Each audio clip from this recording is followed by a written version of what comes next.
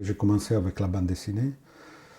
Après, j'ai fait illustration de mode. J'ai commencé à faire un travail d'illustration, affiches, livres pour la jeunesse, couverture pour la presse. À un certain moment, je me suis croisé avec le cinéma. Et grâce au les derniers films de Michelangelo Antonioni, Eros. C'était un film à 3 épisodes. Ils m'ont demandé de faire les transitions entre un épisode et l'autre. Il y avait Wong Kar-wai, Soderbergh et Antonioni.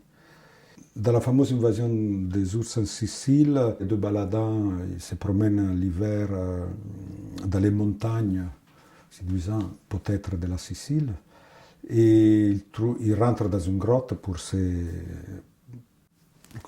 s'échauffer et pour passer la nuit. Et là, à un certain moment, il réveille un vieux ours. Et pour se sauver de ces grands vieux ours, un très grand vieux ours, il commence à raconter une histoire que normalement il raconte dans les places de la Sicile et tout ça. Et l'histoire, c'est cette fameuse invasion des ours en Sicile. Les livres de Buzzati, je les connaissais depuis très longtemps. J'ai toujours beaucoup aimé Buzzati pour tous ces nouvelles, ces contes et tout ça. Il y a plusieurs niveaux de lecture et il y a une sorte de douceur et de naïveté de la fable, pourtant qui raconte des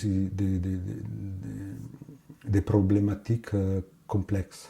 Je voyais une potentialité énorme de pouvoir faire un film. Je l'ai trouvé pour la jeunesse une très belle fable, en plus italienne, que ça rentre dans la tradition italienne, de pouvoir la développer dans un grand film populaire et aussi spectaculaire. C'est ça aussi le grand pari.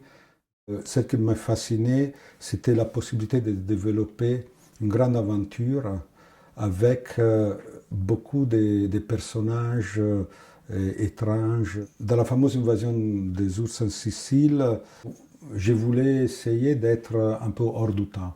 On a voulu essayer de voir si c'était possible de faire la 3D. Et alors on a fait des essais en 3D avec 2 studios différents. Et à un certain moment, on s'est aperçu que peut-être la 3D nous donnait un style déjà trop daté, trop lié à notre temps, un peu trop similaire à tout le reste. Et on est revenu à la 2D. L'esthétique et la forme du film, c'est vraiment très riche, très profonde, très fascinant parce qu'elle est très... J'ai l'impression que c'est très original. On ne peut pas trop la classer dans quelque période. C'est ce que je voudrais vraiment. C'est comme si je me suis pris en charge cette responsabilité de porter dans le cinéma cette histoire. Et de grand respect pour Dino Buzzati.